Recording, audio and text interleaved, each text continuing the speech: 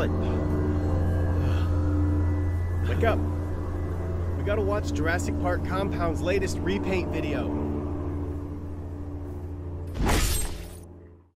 Hey guys, welcome to part 2 of the JP3 male Raptor video.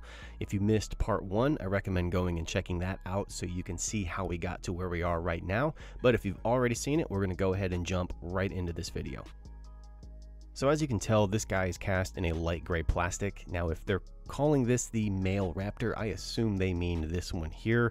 And if you look at this one, and I'll pop an image up on screen, it's from Stan Winston's studio, you can see that it is clearly not light gray like this figure is.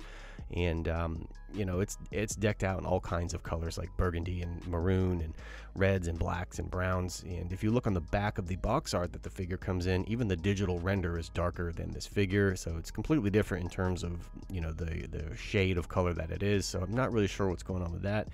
But the Stan Winston maquette is insanely detailed. It's painted by professionals, and I'm not even going to pretend to know what I'm doing when it comes to this. So I'm just going to be experimenting with colors, mixing stuff, using the rule of cool, and hopefully be able to take this thing to the next level and kind of get it to look a little bit closer to its movie counterpart. And that way it's not this just awful looking light gray color.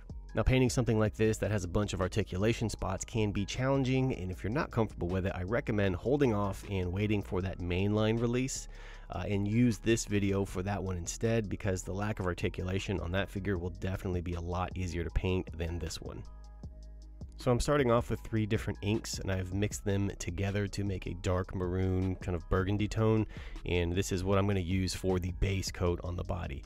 The reason I'm starting off with inks is because the pigment in the ink is very strong, and with all of the problematic articulation spots that this figure has, the ink will actually help stain the plastic and cut down on rub spots.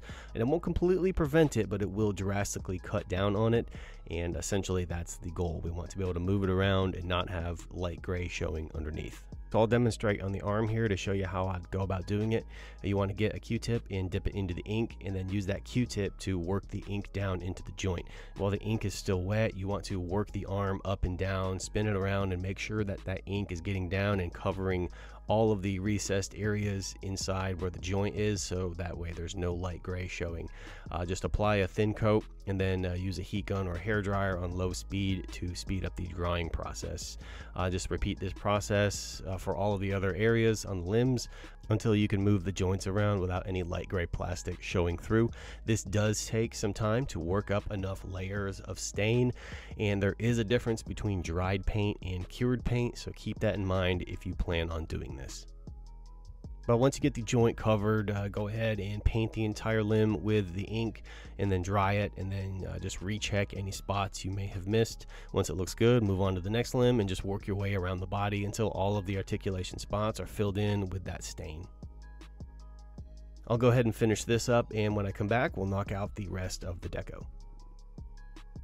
So I've made it up to the head, and since I already did all of the paint work in the previous video on the face, all that's really left to do up here is to cut around all of the painted areas with a fine tip brush. So I'm going to go ahead and knock that out off camera, and then when I come back, we'll move on and do the rest of the final details.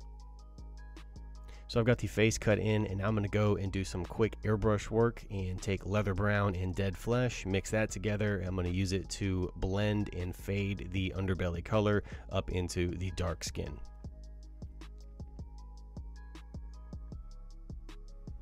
Once that's done, I'll go back in with the burgundy, and I'll continue that color over the top, and I'll fade it down into the underside of the tail. Now I'm going to jump in with some light green gray and do a subtle highlight dry brushing on the underside of the figure, and then go in with a slightly lighter tone of the burgundy and add some highlights on the top side. Jumping back in with the airbrush one more time. This time we're going in with bloody red and building up a red fade on the top part of the spine, starting at the top of the head and working my way all the way down to the tip of the tail. Now I'm going to start to build up the white stripes on either side of the body, but first I'm going to lay down black stripes that run down either side first. That's where the white stripes are going to go inside of those, because he does have some black deco on the back sides of his body. But once that's down, I'll take the Stonewall Gray and mix that with some dead white, and I'm going to thin it down and start to lay down the white stripes on the inside of the black stripe. Remember, when you're fooling around with white, to keep it thin, and if you keep your white paint really thin, you'll get a nice clean finish and it'll flow onto the figure real smooth. If you put it on too thick, then it dries chalky and it just kind of looks weird. So just remember to always keep your paints thin, especially your white paint. So now we're on the home stretch, and I'm going to grab some Quick Shade by Army Painters, and I'm going to use this shade wash to bring out all of the detail in Marco's sculpt. If we just zoom in and take a look at every little scale that he sculpted, it's just amazing the level of detail he's able to put into these little tiny designs. So since we've got all of this awesome detail, we have to bring it out, and that's where the shade wash comes into play. So I'm just going to get a little bit on my brush and work it down into all the cracks and little crevices, and just kind of work it around to the underside, and I'll just blend it up into the body, and that will sort of tie everything together. So I want his claws to have a real gnarly bone color, and to achieve that, I'm going to take some bone white and hit all of the claws with that, and then I'll go in with some burnt umber ink and brush it onto the claws, and then take a Q-tip and blot it off, leaving that brownish ochre color wash all over the claws. Gives them a nice realistic gritty look, and it helps the claws pop out against the dark skin. Now I'll grab some of that white paint I used for the stripes, and I'll just put some white bands around the quills on top of his head, and then I'll take some red paint and dry brush his hands and the bottoms of his feet to give them that little hint of red that he's got.